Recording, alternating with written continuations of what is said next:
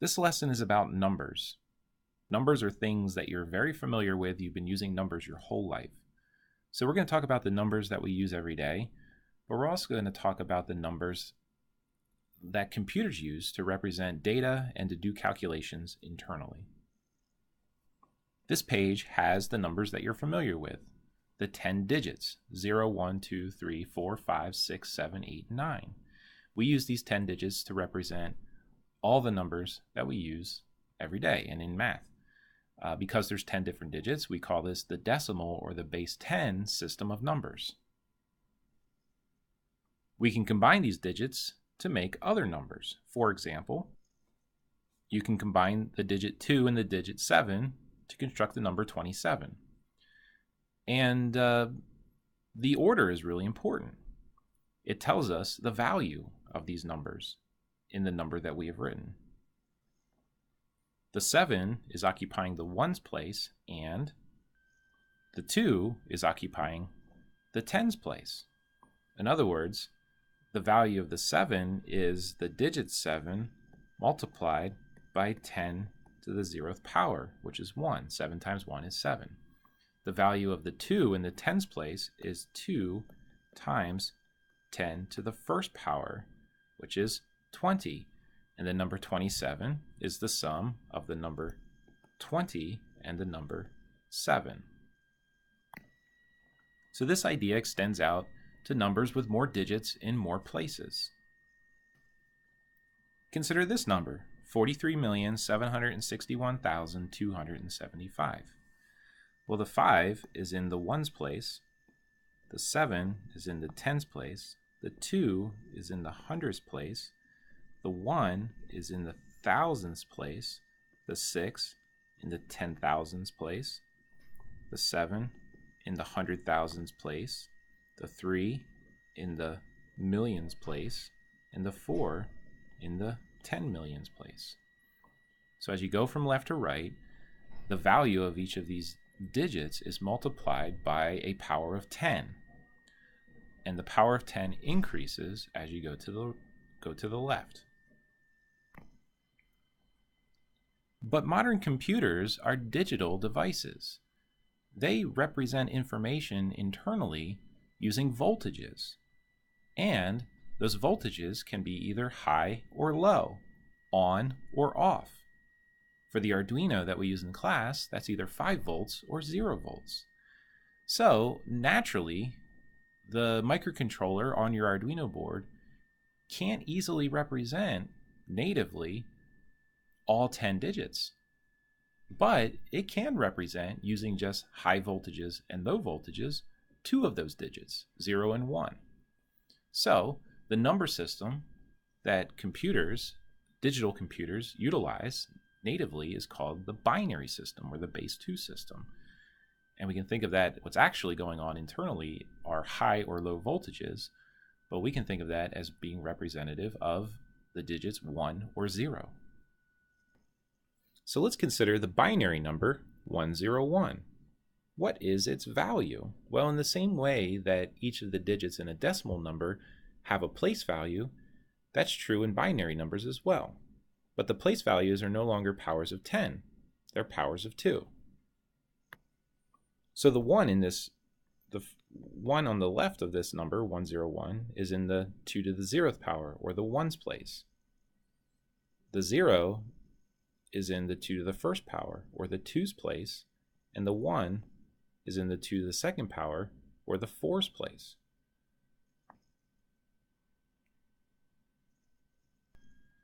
Let's look at a bigger binary number.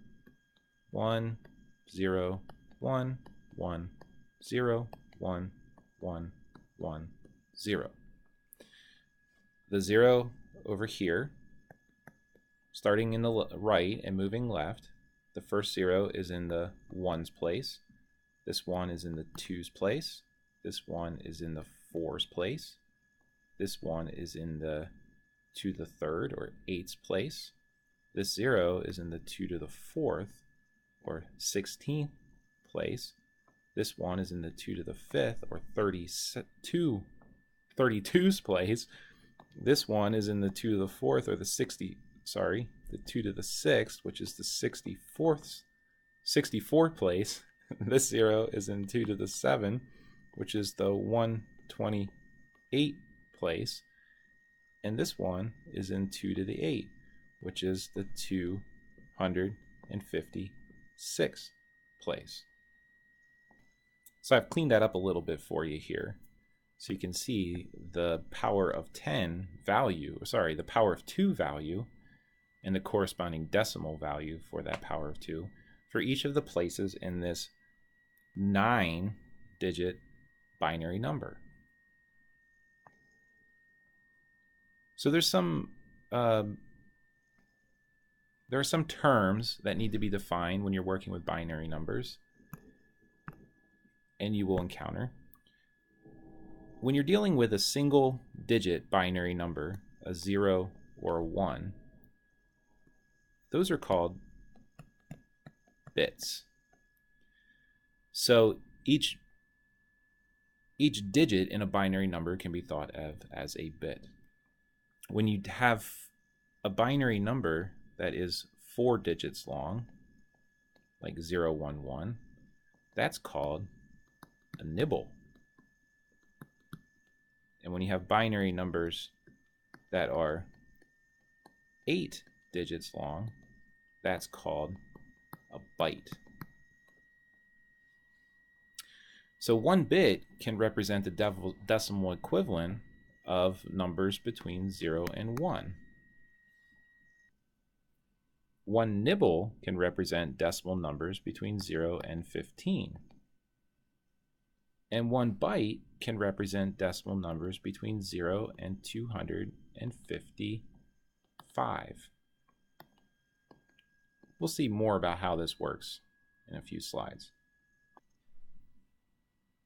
So now let's talk about converting from one base system to another base system. So let's consider these two numbers written in binary, 1101 and 101010, and talk about how you would convert these binary numbers into their decimal equivalent. Well, it turns out going from binary to the decimal is pretty straightforward. What you do is you take the value of each digit in each of the places and you multiply by the value of that place. So let me write out the place values again so we can see how this works.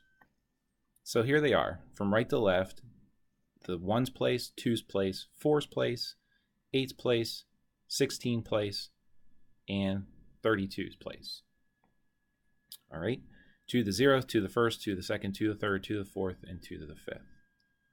So if we take the digits, let's look at the first binary number first. All right, let's focus on this one up here.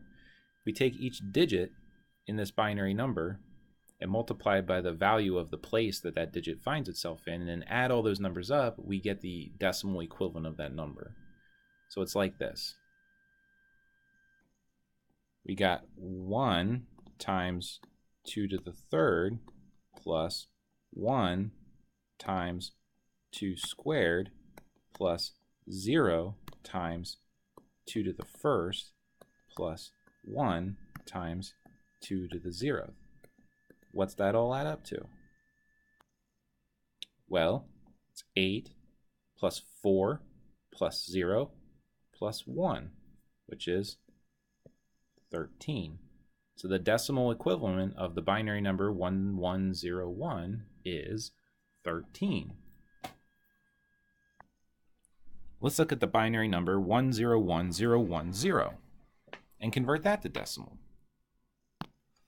Well, here we'll have 1 times 2 to the 5th plus 0 times 2 to the 4th plus 1 times 2 to the 3rd plus 0 times 2 squared plus 1 times 2 to the 1st plus 0 times 2 to the 0th power. So you see, when you're doing this, one thing you can do is you could ignore all the zeros and just stick with all the ones, because the zeros don't contribute anything to the sum.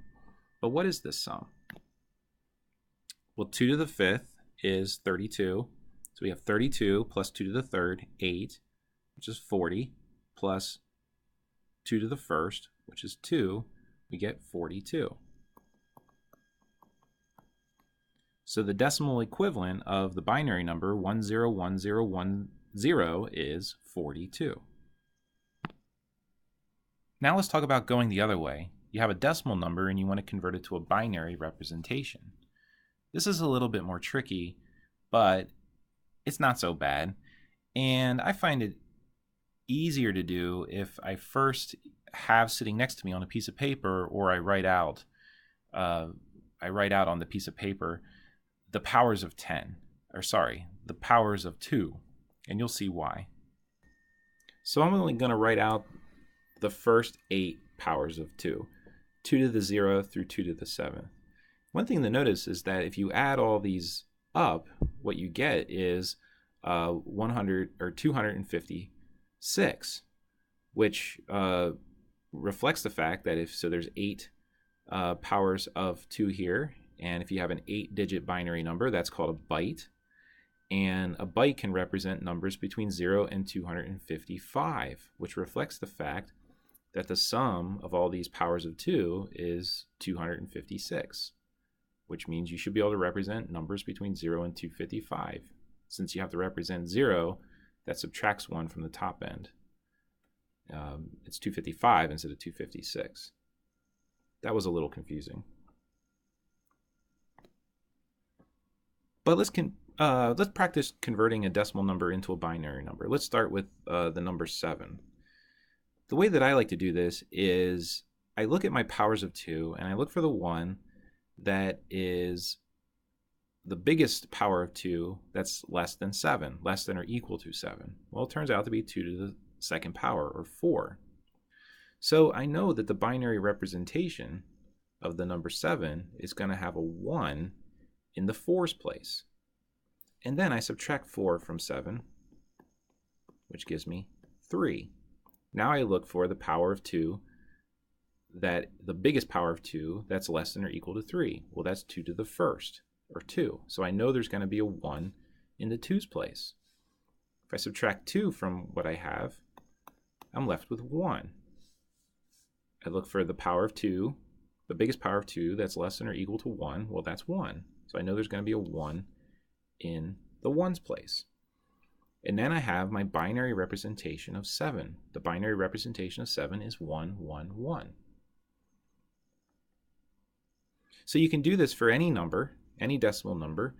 You may have to consider larger powers of 2 to convert larger decimal numbers into binary, but that's not too bad. You can do that. Let's do another example. Let's try 237. Well, the largest power of 2 that's less than or equal to 237 is 2 to the 7th. So I know there's going to be a 1 in the 2 to the 7th place, the 128th place of my binary number. And then subtract the 128 from the 237. And you get 9, 0, 1, 109. The largest power of 2 that's less than or equal to 109 is 64, 2 to the 6th. So there'll be a 1 in that place. And now subtract 64, which equals 45. Okay. 32 is less than 45, so there'll be a 1 in the 32's place. Minus 32, and I'm left with 13. Well, the largest power of 2 that's less than or equal to 13 is not 16, so there'll be a 0 in the 16's place.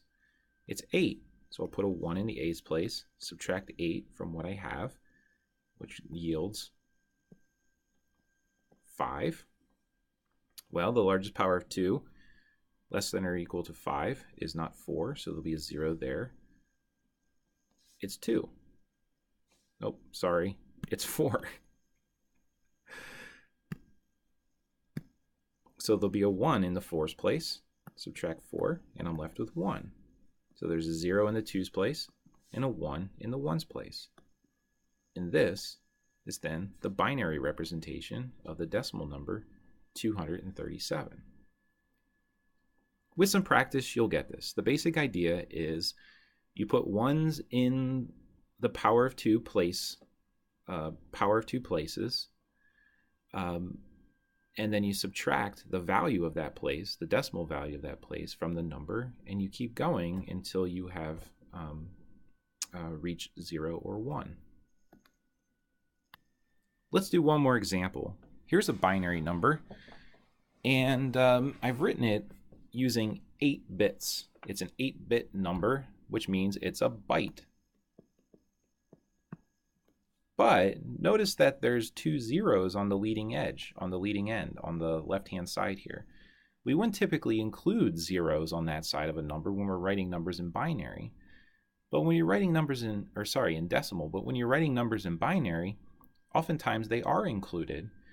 And they're included because data, numbers, are oftentimes stored in units of bytes. And so we include these extra zeros just to communicate that what we're dealing with here is a byte of information. So it turns out that this binary number is equal to the decimal 44. So if we were using the strategy previously to convert this decimal number to that binary number, what we would say is, well, 32 is the largest power of 10, less than 44. So subtract 32 from 44, and that leaves us with 12. And put a 1 in the 32's place. We'll put a 0 in the 16's place. We'll put a 1 in the 8's place. Subtract 8 from 12, which leaves us with 4. We'll put a 1 in the 4's place. Subtract 4 from 4, and we're left with 0, and we're done. And we fill in the 2's place and the 1's place with zeros. So we get the binary number 101100, but if we want to represent this number as a byte, we may add the 2 zeros in front of the number so that all 8 bits of the byte are occupied by a 1 or a 0. Okay, we're almost done with this lesson, but let's consider one other base that you oftentimes encounter when you're dealing with computers. Many programming languages like to represent numbers, or you have the option of representing numbers using a base 16, which is called a hexadecimal. So what I've written out here on this slide is all the digits of the hexadecimal base system. You got the 10 digits that we're familiar with, 0, 1, 2, 3, 4, 5, 6, 7, 8, and 9. But then the decimal number 10 is represented by A, the decimal number 11 by B, 12 by C, 13 by D, 14 by E, and 15 by F. So we have 16 different digits we can use to assemble numbers. And just like before, when you construct numbers using hexadecimal base system, each place in that number represents not a power of 10, like in decimal, not a power of 2, like in binary, but a power of 16. Let me show you an example. So the hexadecimal number 3C, what is its decimal equivalent? Well, the C is sitting in the ones place, 16 to the 0 power, and the 3 is sitting in the 16's place, 16 to the first power. So the value of the 3 here is 3 times 16 to the first. In decimal, the value is 3 times 16 to the first. And the value of the C is, well, what's the decimal equivalent of C? It's 9, 10, 11, 12 times 16 to the first, or 16 to the 0th power, which is 1. So that's 48 plus 12, which is equal to 60. The decimal equivalent of the hexadecimal number 3C is 60. So it turns out that because hexadecimal is base 16 and binary is base 2, we find that every hexadecimal digit can be represented by 4 bytes, because 4 bytes in binary can represent numbers between 0 and 15, and each digit in hexadecimal can represent numbers between 0 and 15, between 0 and F. So if we want to convert a number in binary, let's say 1,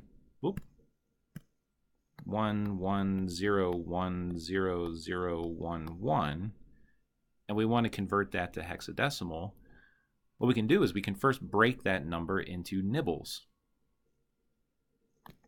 So we have a nibble 1101 and a nibble 0011.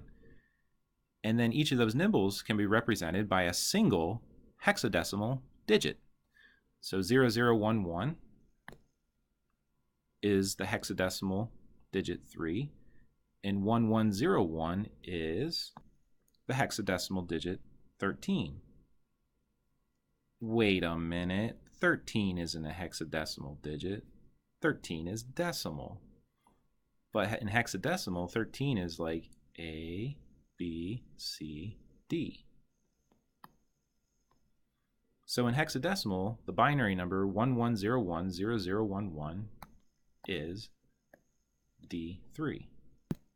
Incidentally, in decimal, the binary number 11010011 and the hexadecimal number D3, in decimal, it's equal to 211. It'll be good practice to see if you can do the conversions between all of these different representations of the same number. And that's important. All these different representations represent the same number. They're just different ways of representing the same number. And for myriad reasons, computers like to represent numbers internally in their microcode inside the microprocessor as zeros and ones using binary. So that concludes this lesson. There'll be a homework assignment that is associated with this lesson to give you more practice. And I'll see you next time.